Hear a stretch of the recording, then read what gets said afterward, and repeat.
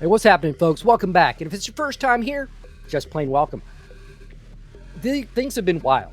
I mean, it is an absolutely wild over the last few weeks, particularly with Donald Trump. Trump's actions have really rattled a lot of cages, shook up the rafters, and really, people aren't really sure what's going on. First, we had, and let's be perfectly honest, the left is going absolutely nuts. They are completely caught off guard. They are freaking out.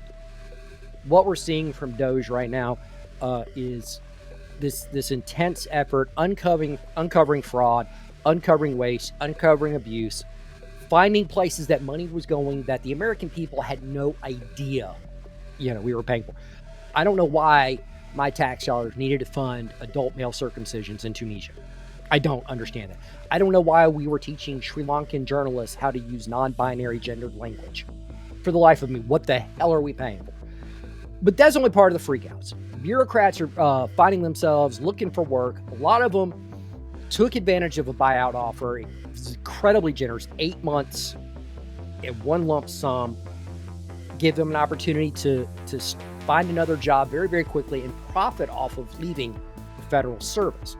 But a lot of people are very upset about it. And then you have people who didn't take the buyout. Well, I'm not saying everybody was offered, but a lot of people are now being laid off at various government entities. I don't feel bad about it. Sorry, I don't. Somebody struggled for the last several years just paying bills. I don't feel bad. But the freak out, a lot of it stems from this idea that somehow Trump is overstepping. He has no authority to dictate to the bureaucracy what they do, what they can do, who should be there, any of that. That's the argument.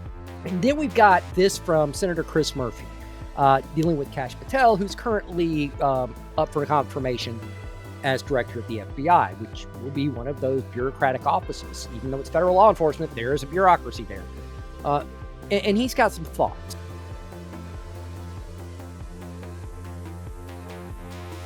Now, Kash Patel has not exactly tripped over himself to endear himself to the left.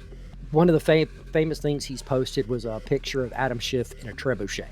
I think that's hilarious myself. But, liberals obviously didn't like it. It's okay when they threaten violence and not the other way around. But this idea that Patel is going to turn the FBI into a loyalty police is really rich, because earlier this week, I wrote this over at my Substack. And this particular piece is about FBI abuses, the partisan nature of senior FBI officials who strip people of their security clearance, costing them their jobs in many cases, just because they voiced some concerns about how January 6th people were being investigated, how Trump was being investigated, and some other stuff going on in the FBI. The FBI is already partisan. Murphy just doesn't have a problem with it because it's partisan towards his side. If we're going to have a neutral FBI, that's fine. But this isn't neutral, right? And the idea of a neutral FBI is always going to be a little suspect for one very simple reason. The FBI is part of the executive branch of government. They ultimately answer to the President of the United States. And it doesn't matter who's the president. They all answer to him. There's probably a reason the IRS held up paperwork for conservative nonprofits during the Obama administration. There's a reason that FBI so vehemently prosecuted literally everybody who set foot in the Capitol on January 6th, and not just the violent ones or those who destroyed property or stole property.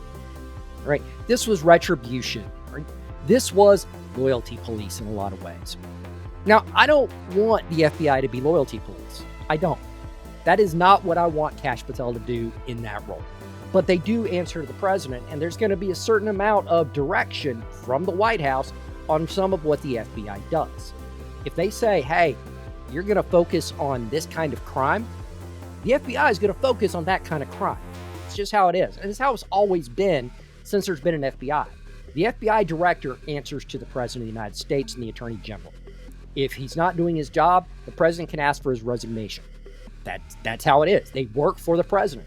All of these bureaucracies, though, are in the same boat. They all answer to the president as part of the executive branch of government. There are 3 branches of government. For those of you who did not take civics or government or whatever, or just don't remember it, there's the executive branch, the legislative branch, and the judicial. They are supposed to be co-equal. The legislative branch ceded a lot of authority over to the executive branch, right? They figured that the executive branch could be more agile in adapting to a changing environment. So they said, you guys figure out the regulations. These departments will figure out the regulations. Those departments answer to the president, who is in charge of implementing the legislation. So for Trump to come in and go, we got too many people, we're going to let some folks go. That's perfect. That should have been happening. This should have happened 10 years ago, 12 years ago, 20 years ago, 50 years ago. This should not be controversial, especially when you're streamlining the environment. You're taking out waste, you're taking out fraud, you're taking out abuse, at least allegedly, and you're keeping the essentials still there, right? Whether or not we should have some of these programs, whether or not Social Security should be touched, whether or not Medicare should be touched, whether or not Medicaid should be touched, all of this is academic. Right now, we're not there. We're just trying to get rid of all the stuff where people are being fraudulent and where other people are sitting on there drawing fat paychecks while not doing a damn bit of work. Sorry, folks. I'm not really sympathetic to this idea. Look, at the end of the day, you ain't got to like it. Trump won. Obama said elections have consequences. These are the consequences. And unlike 8 years ago, you can't sit here and go, yeah, but he lost the popular vote. No, he won both. Trump won both. He absolutely curb stomped Kamala Harris.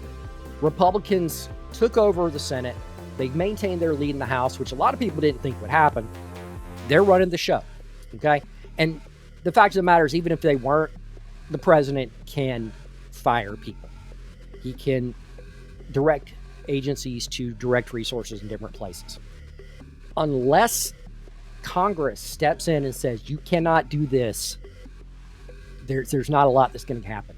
And the truth of the matter is, Democrats have done this crap for so long that there is no chance in hell of a Republican Congress telling them no. But you know what? That's my take. I want to know what you think, good or bad. Trust me, anyone looks at my last video, they will see that there's plenty of bad. And yeah, some of those were hidden by YouTube, and I approved them because, hey, engagement's engagement. So stay mad, you salty bitches. But if I am wrong, tell me why. Don't just tell me I'm wrong. Point out to me why. Show me some links. Give me, back up what you got to say. Do you agree with me? If so, tell me why. Whatever. Go down in the comments. While you're down there, hit like, hit subscribe, hit the notification bell, all that jazz. Remember, engagement is good for YouTube. YouTube loves it. On that note, I am going to wrap this one up. If you happen to be in the Ocala, Florida area this weekend, February 22nd, I will be at the Second Amendment Freedom Fest, being hosted by my friend Kevin Sona. Lots of great speakers. Fellow YouTuber Jerry Ennis of Guns and Gears will be there. Mike Pilawarski from Arms Room Radio will be there. Amanda Suffolk from Eye on the Target Radio, and she's an NRA board member. She'll be there. Tons of other people. So come on in. Come on down. Somerville, Florida. Runaway Campers. I'll have a link to the event down in the description. If you come, stop by, say hi to me. Tell me where you came from. Tell me you saw this video. And I will catch you all next time.